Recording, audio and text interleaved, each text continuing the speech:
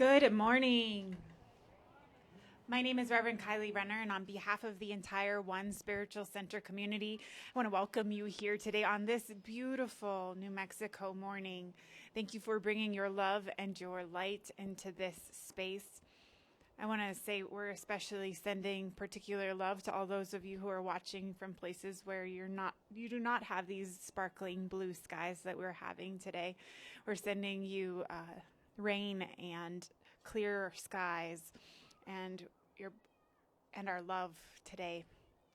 So thank you for bringing yourself into this space this morning, giving yourself the time to remember.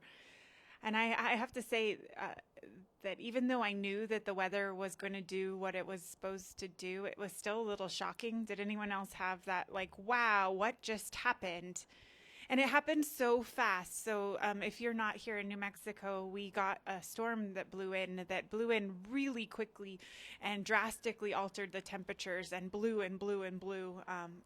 I hear that we're now all back with power, which is great. But it blew and blew and blew, and living around here, it was interesting because a lot of trees were losing branches.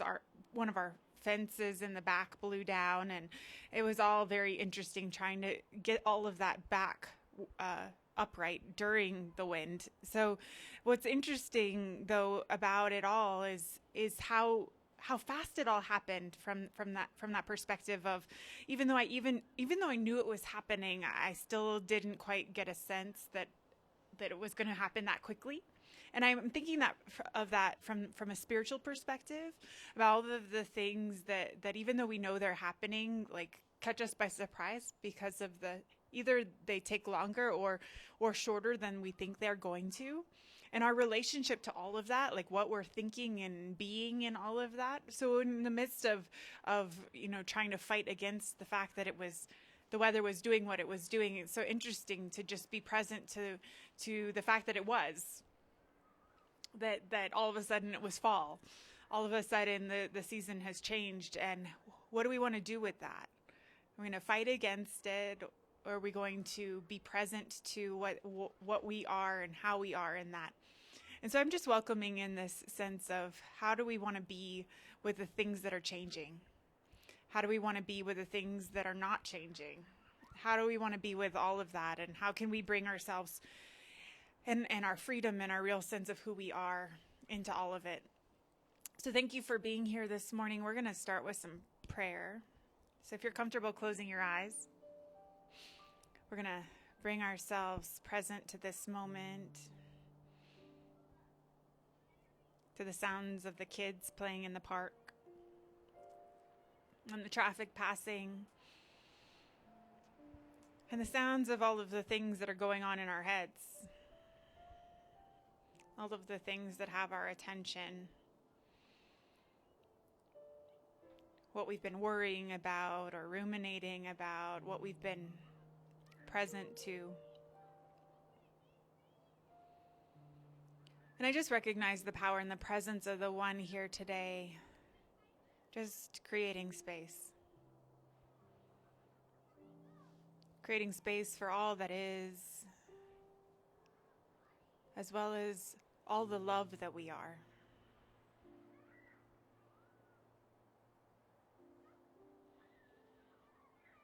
And we open ourselves to the joy of this moment, of the laughter around us.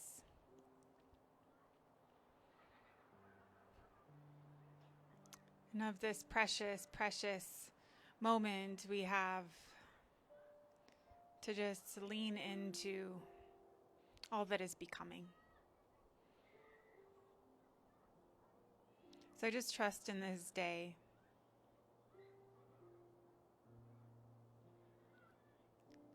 And I let it be. And so it is.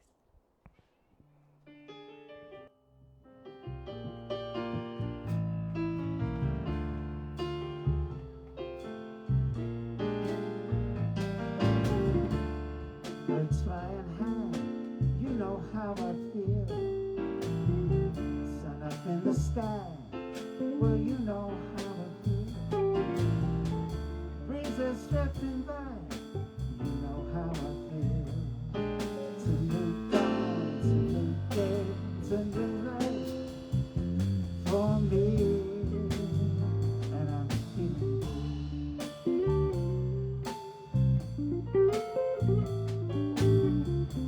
fish in the sea. Well, you know how it feels. River running free, and you know how it feels. Blossom on a tree, you know how it feels. It's a new dawn, it's a new life for me.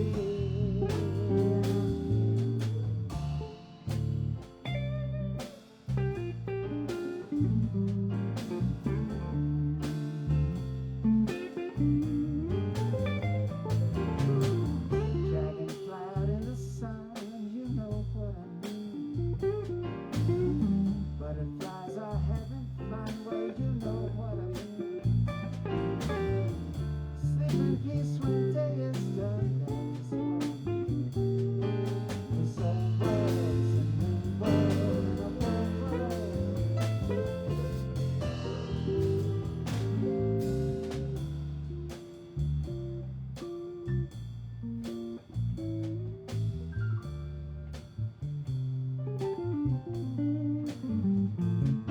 a whole stars when you shine, you know how I feel.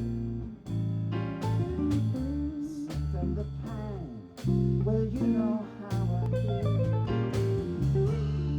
Freedom is mine, and I know how I feel. It's a new dawn, it's a new day, it's a new life for me.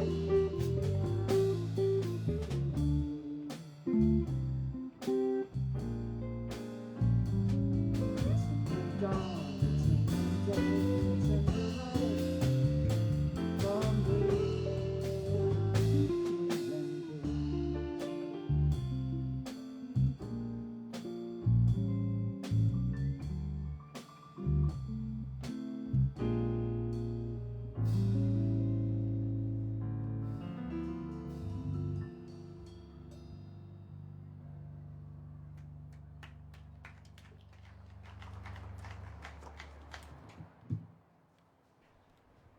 To prepare the way for meditation this morning, I've chosen a poem with a title that it feels really appropriate for the times we're living in. And the title is Time for Serenity, Anyone? Anyone? By William Stafford. I like to live in the sound of water, in the feel of mountain air. A sharp reminder hits me. This world is still alive. It stretches out there, shivering towards its own creation, and I'm part of it. Even my breathing enters into this elaborate give and take, this bowing to the sun and moon, day or night, winter, summer, storm. Still, this tranquil chaos that seems to be going somewhere. This wilderness with a great peacefulness in it. This motionless turmoil. This everything dance. And so we just take this everything dance and we allow the meditation to move us today.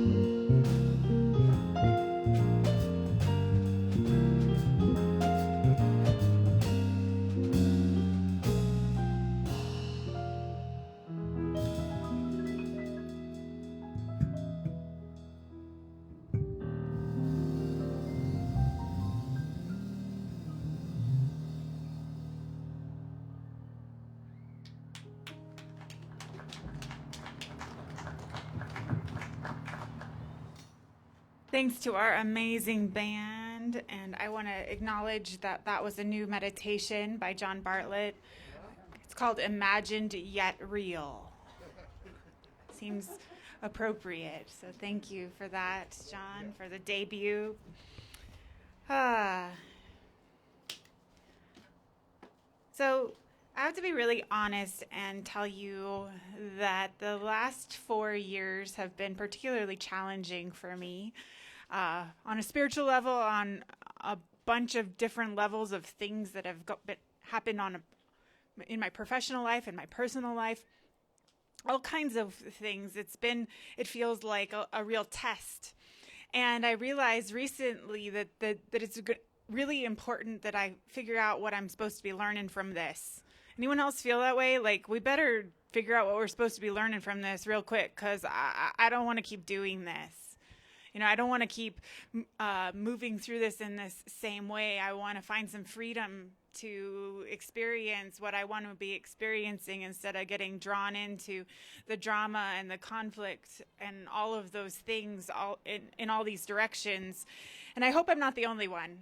I hope I'm not the only one who's been finding that this is a challenge, and also just realizing that there's got to be some freedom in this. Like, we got to get to this place where we're able to see the forest instead of just getting caught in the trees, like where we're able to see a bigger perspective, because it's from that place where we really connect to the truth of who we are, to the power of who we are, where we can really bring this deeper sense of who we are, and our creative power. And so I've been thinking about this, and I was thinking back to this piece that I knew had struck me really deeply when I had first become aware of it many years ago. And I went and I had to reread it this week because I felt like I was getting caught. So this is a piece by Anthony DeMello. And if you're not familiar with him, he is a Jesuit priest from India, and he was excommunicated because of the way he believed about oneness and what he taught around that. It was too far out there for the Jesuits. And so he went out on his own, and he was this amazing teacher. And he has this piece called Awareness that's available online, if anyone cares to read it in its totality, because if you enjoy storytelling, that was one of his particular gifts, of weaving storytelling into his message about spirituality. But what he lays out in this piece is these steps to attaining freedom. And so if you know anything about me, you know that I'm the one that would normally tell you to run far away if someone tells you they have some recipe, some 4 steps that you have to do, and then you'll finally be free. Like, I'm normally the one who would steer you away from thinking. But the way he lays this out, I think, is really powerful and appropriate, and isn't some get rich quick scheme, isn't some get there fast, some quick prescription that'll make you feel better right away, and then give me all your money. That's not what this is. But this is a practice about awareness, and using awareness to get in touch with what's real. And so the first step, I'm gonna walk you through his steps, because I think it's an interesting approach to the world we're living in now, even though he was not teaching during this time. I think it's still so relevant and valid.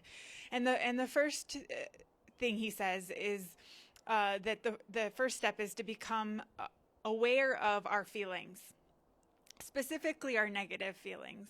So I don't know about you, but sometimes I get really wrapped up in whatever's going on, and I don't realize or I'm not aware of what I'm actually feeling. Or I'll start to feel what I'll say, I'm out of sorts, but I don't really understand it. I don't know what it is. And so what he says is that the chances that we will wake up are in direct proportion to the amount of truth we can take without running away. The amount of truth that we can take without running away. And so this kind of awareness of our negative feelings, or our feelings in general, is the willingness to sit with whatever we're feeling long enough that we're not then running away from what we're finding. Because sometimes when we get in touch with our negative feelings, we realize that we have shame around them. Maybe we're feeling something comes up, and then we feel selfish, or we feel shame because for whatever reason.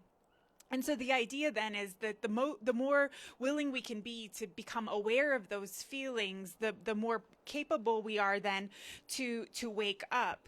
And so he says that, one of the things that happens is that you can't deal with something if you don't know what it is. The way my husband talks about it is like, you can't disarm the time bomb unless you know how the time bomb works, unless you know that it's there. And how Anthony DeMello says is that you can't deal with cancer unless you've detected it. You can't get rid of boll weevils on your farm unless you know that they're there.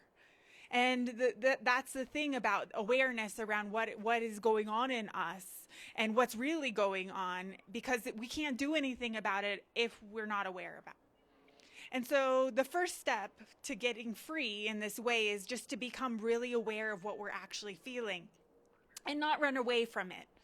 And I know it's so tempting to run away because we have all of these escape hatches that we've set into our lives, where it's like, oh, when I get close to that, here's this escape hatch, and I'm going to go create this other drama so I don't have to think about this.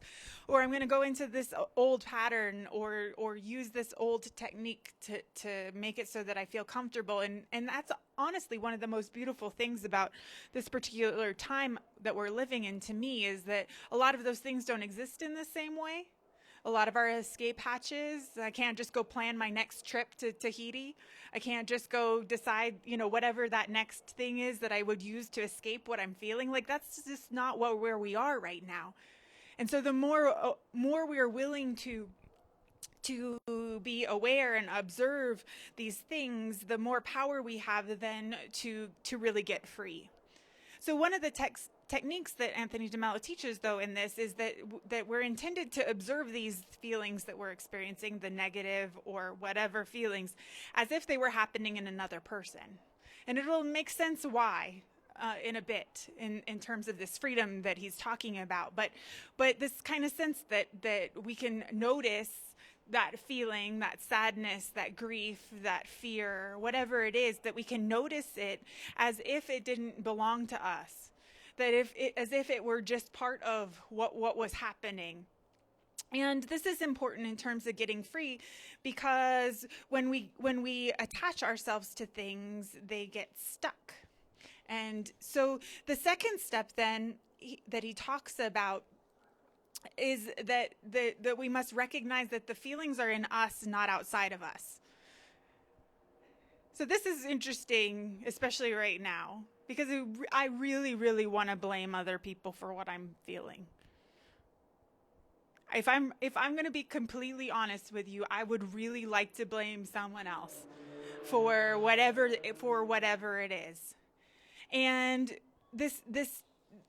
the importance of making sure that we realize that whatever we're experiencing is in us, not in other people, means that or outside of ourselves is then the capacity is where we then find the capacity to actually get free.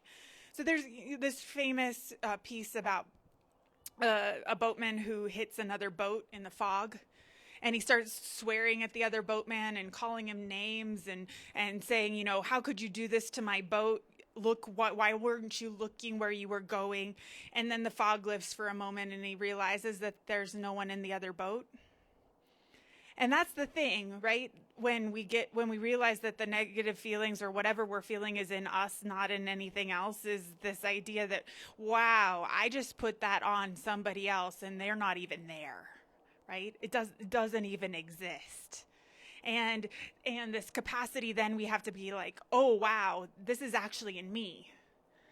All of this is in me. So Anthony DeMello says, every time you are unhappy, you have added something to reality. It is your addition that has made you unhappy. I repeat, you have added something, a negative reaction in you. Reality provides the stimulus, you provide the reaction. You have added something by adding your reaction. And so I know that this is interesting because obviously part of being a human being is reacting, is reacting to what's going on. But there's also this deep sense in which I believe that our true power comes from realizing that we have something inside of us that's bigger than all of the stimulus that we're receiving from the outside world all the time. Like really that power that's inside of us is so much bigger than that.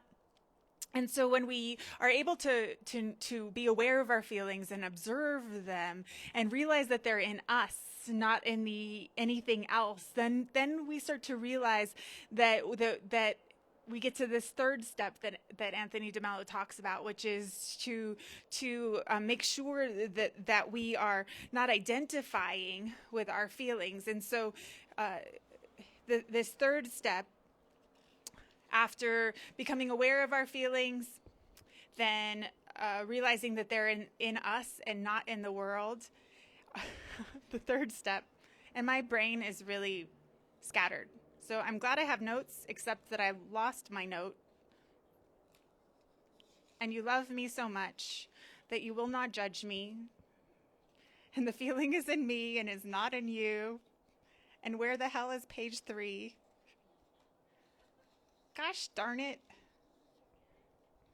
And I only have one hand, so I can't find my notes. There it is.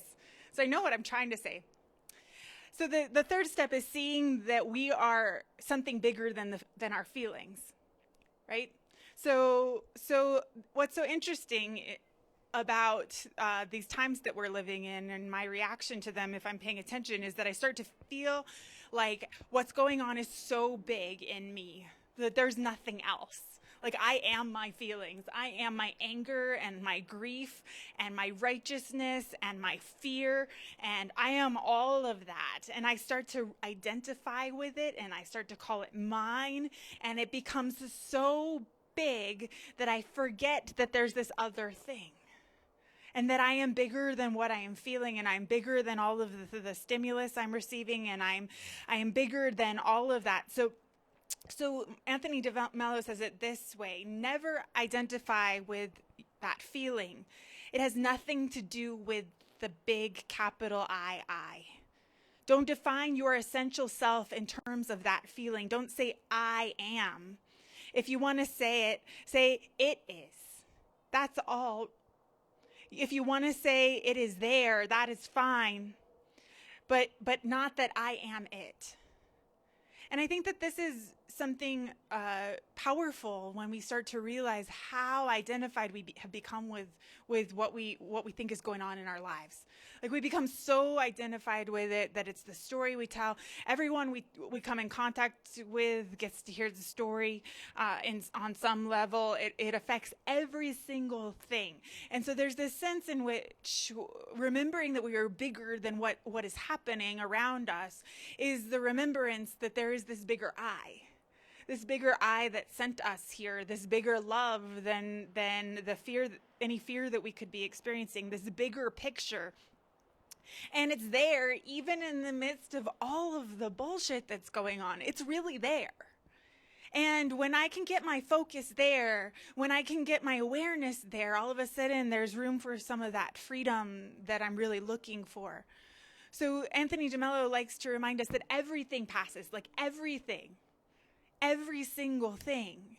And we don't need to become identified with it. We don't have to start owning it. We don't have to start making it bigger or more real than it needs to be. And so then the last step in finding that freedom is this step in which we are willing then to change our relationship to things.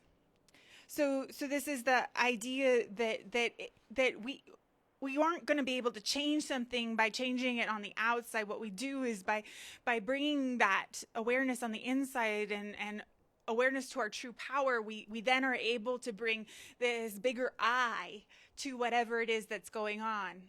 And he brings up this beautiful passage from the Bhagavad Gita that talks about this very thing. So the Bhagavad Gita is this whole story about basically about warfare, and the Lord Krishna in the midst of this says to Arjuna that you are supposed to plunge into the heat of battle and keep your heart at the lotus feet of the Lord. You plunge into battle while keeping your heart at the lotus feet of the Lord. And this, from a spiritual perspective, for me, is talking about the fact that we get to engage more deeply with what's really going on when we remember that bigger I. When we're remembering that we're at the feet of the Master inside of us, that wisdom inside of us is actually what's leading. That we then get to engage in the world in a place of freedom instead of a place in which we just keep on getting dragged around by the next news cycle. And there's this sense in which if we're willing to do the work to get to that place of making those deep changes, that we realize that we have everything inside of us, and that our solution to things oftentimes doesn't make a lot of sense. So Anthony DeMello, in one of his stories, says that it's imagining it kind of being like a patient who goes to a doctor and tells him that what he's suffering from, and the doctor says, very well, I understand your symptoms. Do you know what I'll do? I'm going to prescribe this medicine to your neighbor, right? There's this, we understanding what's going on in us and then deciding that how we fix it is on the outside, or it's somebody else. And we do this all the time. We think that somehow we'll feel better if something changes on the outside. And I know I've been telling this story. I'll feel better when, the election happens and there's a change there, right? And if I'm going to be honest, if I want to tap into my real freedom, I need to be able to find this place in me where I need to fix what's inside of me, so that I can go into the heat of battle with my remembering that my heart is at the lotus feet of the Lord, and I can take that power into what needs to change on the outside, but I need to be able to do it from this place of freedom inside of me. I can't do it from this place that I've been coming in and out of, this place of fear, this place of identifying these feelings and forgetting that there's something bigger, forgetting that there's something bigger happening. And I just have to keep reminding myself of this, because otherwise, it honestly just feels relentless. It feels so painful and so relentless that the amount of pain is just big. And so this commitment then is to make sure that we're paying attention and to remember that we have inside of us really everything we need to do this work already, that really it's here. So Pema Chodron says, we already have everything we need. There is absolutely no need for self-improvement. All of these trips we lay on ourselves, the heavy-duty fearing that we're bad and hoping we're good, the identities that so clearly dearly cling to the rage and the jealousy and the addictions of all kinds, and never touch our basic wealth. They are like clouds that temporarily block the sun. But all of the time, our warmth and brilliance are right here. This is who we really are. We are one blink of the eye away from being fully awake. And so this is that freedom, right, that we're looking for, is that freedom of remembering that nothing can touch our basic wealth, that big eye that sent us here, that bigger sense of who we are is always here, always in its fullness. We're always connected to it. And all of this other stuff, as Pema says in another work of hers, is just the weather. Like, we're the sun. All of the rest of it is just the weather. And when we remember that, we find this freedom that Anthony DeMello speaks so beautifully too. So I kept thinking about this freedom, and I was thinking about some of the other authors that I've read over the years who've spoken about this freedom, and I came back in my remembrance. Sometimes helpful to have photographic memory because I can find it on the page and read it back to myself. So I found the direct quote, but this is a David White quote from one of his books that's on actually work and our relationship to work. But what he says is, freedom is perhaps the ultimate spiritual longing of an individual human being. But freedom is only really appreciated when it falls within the parameters of a larger sense of belonging. And freedom is the wish to belong to structure in our own particular way. And when I rethought about this in a sense of this kind of different longing that I'm experiencing for freedom, I'm realizing that all of those parameters that we've placed on freedom, like I want to feel free, but I want to feel free in this box over here that looks a certain way, that I think I understand, that I think I know how it works, like that really isn't freedom. That really isn't what I'm really looking for. Like the freedom that real spiritual longing for that freedom requires me to move out of that sense of I have defined this idea of how I want freedom to look. I want to make it feel like it belongs in this world in a way that I understand. And once again, what a gift that this time has given all of us, because the boxes that we would have used to set that belonging just aren't there in the same way.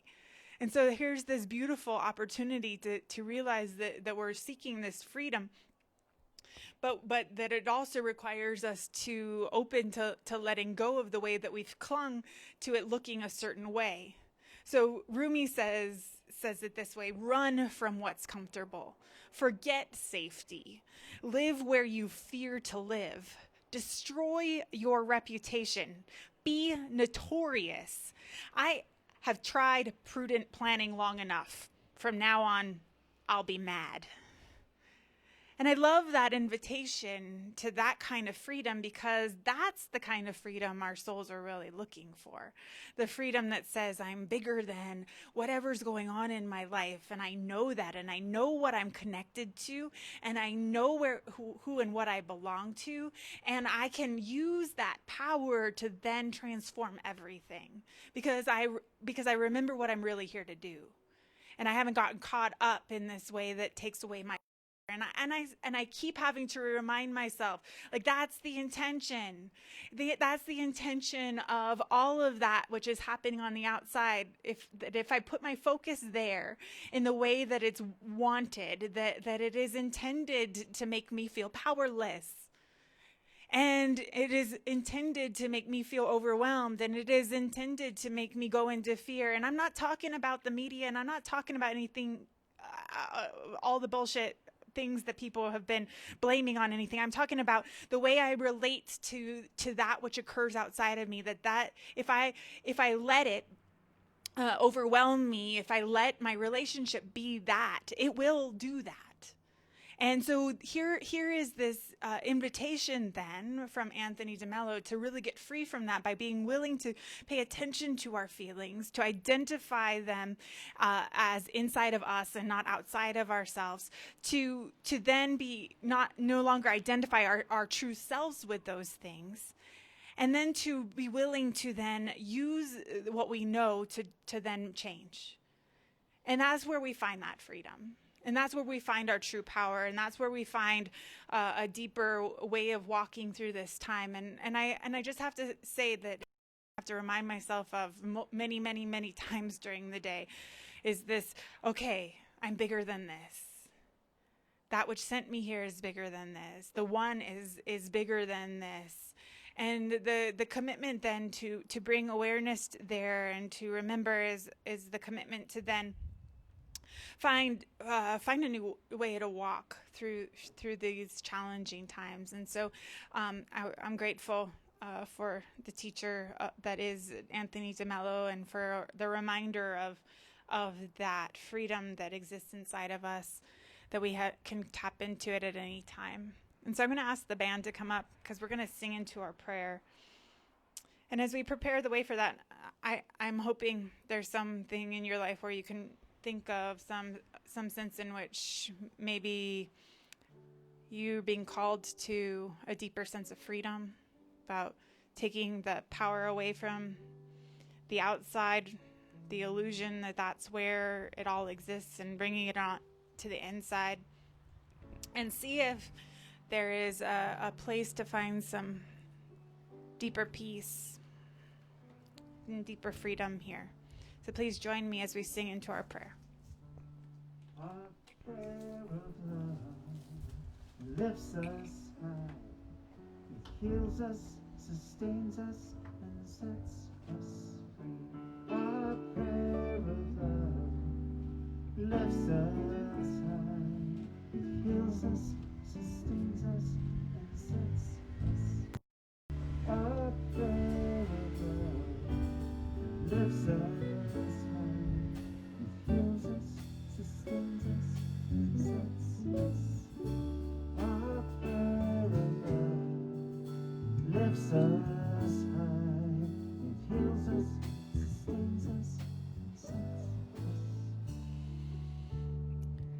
So our prayer of love today is a prayer of remembering that we are so much bigger than anything that is going on in our lives, that the one love and peace and power and wisdom that sent us here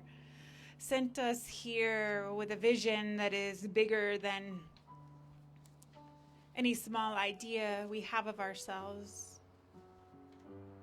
And so as we allow ourselves to lean into that remembrance, everything is put into perspective. We can start to see where our feelings exist, and that we have the power to move and change from the inside out, to bring our true power to all that which is calling for more love and for peace and for healing. And so I just recognize that Spirit continues to guide us as we become more and more and more aware, as we commit to waking up and not running away. And as we allow that which rises to the surface to lead us deeper into our healing, we recognize that every step of the way that we are loved and supported, that there is always a bigger love supporting us in our transformation, in our deeper awareness. And so I let that love expand, and I let that love grow, and I let that love overflow so that it can pour all over all those experiencing wildfires or grief or loss, fear and uncertainty and pain. I just let that love pour all over.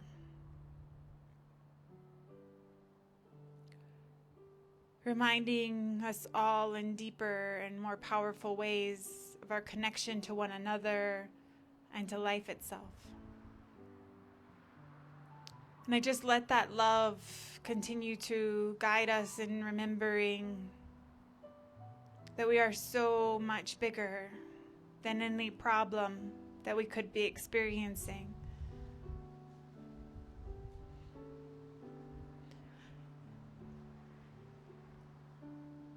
And so it is in the freedom of remembering that I just lean into the bigger picture.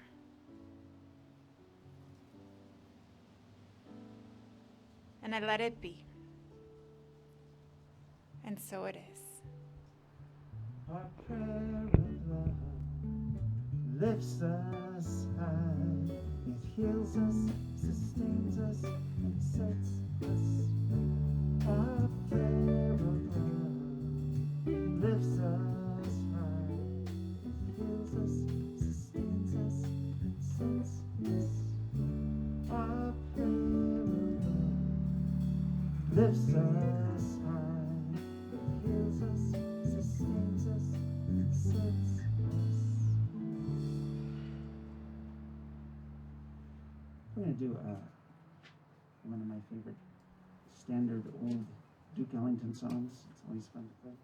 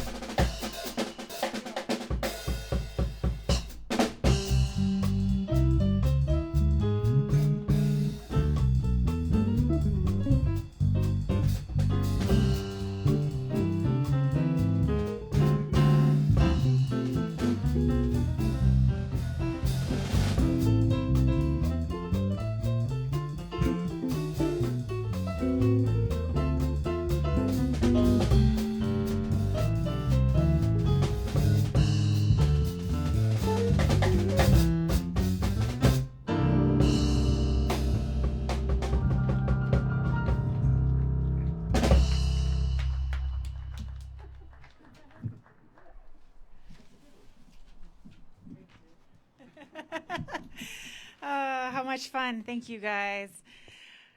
So I want to gratitude for all of the love and support that this community continues to receive from all of you watching online, from those of you who are here in the space. We really appreciate your donations of all kinds. We got some interesting donations this week. So there's baskets hanging in the trees if you would like to make a donation here in person. We also have a spot on our website, onespiritualcenter.org, where you can do so, and we really just appreciate that love and your continued support. Also, I want to answer a question that Sid's been getting, that I haven't been getting. So people keep asking, when are we going to have guest musicians again? And honestly, the reason we have not been having guests is for safety. A lot of the people who would be our guests would be not being able to wear a mask, and we're wanting to make sure everyone who's rehearsing and things are safe. And we tried it for a bit, as you will remember, and we were kind of squished up here because, this is my front yard. And 3 years ago when we designed this, we had no idea that this is what we were designing for. So as the weather changes and as we can spread out a little bit more, we'll look at that. And as our numbers continue to go down, yay, New Mexico, good job. We will do our best, because I know we miss our guests as much as you guys do. So I just want to make it so that Sid doesn't keep getting the what's wrong with you? Why are you not hiring people? Yes, we do. We always ask Sid, what's wrong with you? And I always tell him, what's wrong with you is you're wonderful. Aww. I mean it, though. All right, so the fourth Saturday of the month, we will be at Roadrunner Food Bank. You're welcome to join us, 11 to 2. We'll have a group there. And I believe that is what I need to say today. Although there are bagels. Please take bagels. And then there's are there apples? Is that what I saw? Of a variety of produce. Thank you to Demi. So please help yourself. And thank you for being here today. Enjoy this gorgeous day. Yes, let us sing.